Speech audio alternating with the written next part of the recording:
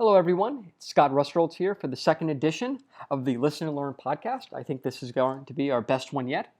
Hopefully you enjoyed yesterday's episode, found it informative, and provide some good analysis of the stories of the day. So we're going to continue to try and do here and continue to build and make it a more fulsome platform.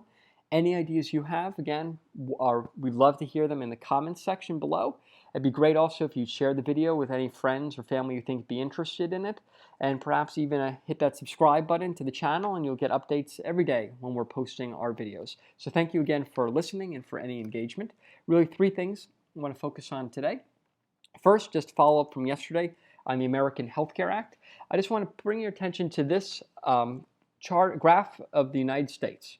And it's a reminder of why Republicans promised to repeal Obamacare in the first place. There are over 1,000 counties now in this country where Americans can only buy insurance from one healthcare provider because the exchanges have been so disastrous for the insurance companies that they've been leaving en masse. And the problem is it's only going to get worse. For instance, if you look at the state of Iowa, you'll see most counties, you had 2 or more insurers to choose from.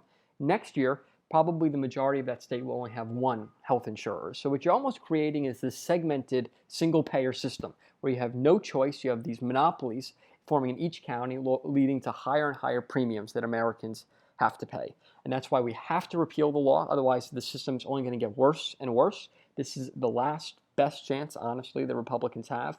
Continue to look to be, call it 5 votes short in the House. Hopefully there's enough arm twisting that can get this to passage and move it over to the Senate. There's some key moderates to watch on the Republican side. I'd particularly highlight Rodney Frelinghuysen of New Jersey, Darrell Issa of California, who seem to be on the fence, and we need to see them breaking into the yes camp if this is just going to squeak by. But again, this law is hurting millions of Americans, leaving them with no choice in healthcare and causing premiums to skyrocket.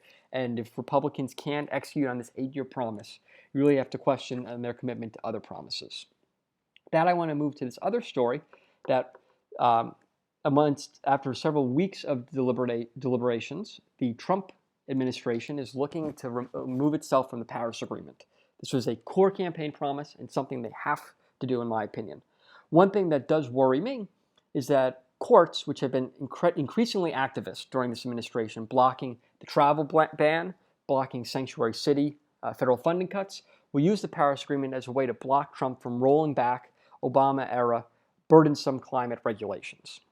That's why we need to get out of it, because the problem is this agreement did not force mandatory cuts on other countries. We are operating on a good faith system where we have to hope that China is going to cut emissions. We have to hope that India is going to cut emissions. It's voluntary participation, and there's no mechanism to punish nations for failing to bring emissions down. It's entirely an agreement built on hope. But if you are hoping on China to act in everyone's interest and cut emissions, you have a U.S. court system that is blocking the U.S. from trying to do things to protect its manufacturing base. You're just going to continue to leave American energy jobs and manufacturing jobs at risk as the world moves on to takes on less onerous emission standards than we do. So it's time for us to exit this agreement, say we're willing to engage with the rest of the world, but just like Reagan with the Soviets, we want a trust but verify system. And that means that if we're going to agree to emission cuts, they have to be binding and have painful hits and punishments on countries that don't meet those requirements. But an agreement like this that requires everyone's good faith is going to lead to the U.S. being the sucker, cutting its emissions, while China and everyone else does not meet targets and leaving us in a competitively disadvantaged situation. So I look for that in the next week or two. Hopefully they do the right thing and pull out of that agreement. Finally, I want to step back, a bigger picture item, and that is, as we look back on the 100 days of the administration, something that the Trump administration used was something called the Congressional Review Act. And this was a law passed in 1996 where Congress has 60 legislative days, not calendar days, but days that are actually in session, and given how infrequently they work, that can stretch to 4, 5, even 6 months, where upon being notified of regulation, they can, by simple majority, you don't need 60 votes in the Senate, you only need 51, can repeal regulations that the executive branch has passed to avoid the executive branch from going crazy. The other important thing is once the Congress repeals that regulation, the executive branch cannot just re-put on a similar regulation. Instead, only Congress could pass a law that would put that regulation back in place. So up until the Trump administration, this law had only been used once by the Bush administration. However, Trump has signed it into law 13 different times, removing Obama-era regulations that restricted coal mining, restricted your ability to purchase a firearm, that blocked states from drug testing those receiving unemployment benefits, and that removed regulation that forced states to fund Planned Parenthood. So he's done quite a bit of good. But the problem is, because you only have 60 days once Congress has been notified of a regulation, it's really a defensive mechanism that as time goes on loses its power as we move out of the 60 days of the Obama administration. So while this was a law originally built to be a weapon of defense for Congress, there's a way we should be moving it to the offense. And that's where I want to show you this chart that shows how much there's been an increase in federal rule writing.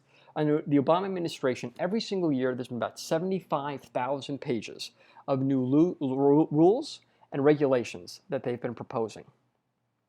And that just slows down business. It's a reason why you've not seen a bank open in 10 years. It's a reason why there have been more businesses closing than opening over the tenure of the Obama administration, because businesses has been frozen, and this government leviathan continues to grow and grow. And if we look at it on a cumulative basis, here you can see that since 1993, the cumulative Federal Register, the pages of the federal government dedicated to rules and regulations, has gone from 4,000 to 93,000. And every single year you see the government continue to get bigger and bigger. And while this law has helped the Republicans remove some of the regulations put in place in the last year of the Obama administration, the thing that worries me is at some point we're going to have another Democratic president who's going to start imposing a bunch of new regulations. And we're just going to move right back on to this path of uninterrupted growth. So what can we do about it? I would suggest to go on the offense, we should actually have the Trump administration start passing bad regulations. Now, stay with me for a moment. If the Trump administration starts unilaterally putting in regulations on things like doing more Common Core, doing more on giving amnesty to legal immigrants, doing more to restrict coal mining and other forms of energy production, but you make it all effective in 12 months. You then immediately notify Congress. The next day, the House and the Senate, by simple majority votes, could overturn those regulations, and Trump would sign their overturn into law. They're almost fake placeholder regulations. And from then, no future administration could pass those regulations without Congress and the 60 votes required in the Senate actually making a law about it. So it restricts the ability of a future Democratic president from doing Common Core or illegal amnesty of illegal immigrants or restricting oil production.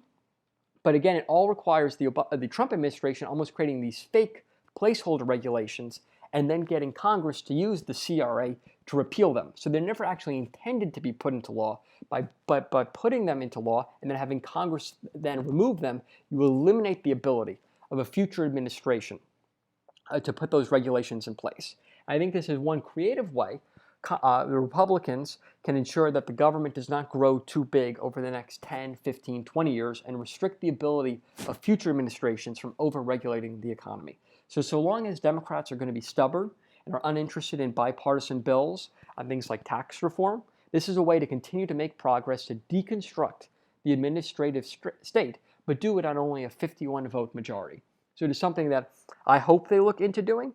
And the beauty is, problem is, once you start going on the offense with a weapon like this, the risk is the other side may use it. But I'd be more than happy if the next time the Democrats are in power, they make it harder for a future Republican to add regulations. Because with a federal registry of over 93,000 pages, the last thing we have to worry about is adding too many regulations. So that's a big picture thought of the day, that Trump has been able to use the CRA very effectively to roll back the Obama administration over his first 100 days. Over the next 1,000 days, he should be looking at ways that impede a future administration's ability to overregulate the economy by using the CRA on a prospective basis.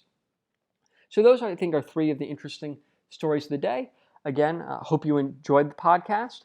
Share, again, if you think any of these ideas are good, bad, or somewhere in between, please just leave that in the comments below. And hopefully maybe you hit the subscribe button, and we'll be back tomorrow. So have a great day, everyone.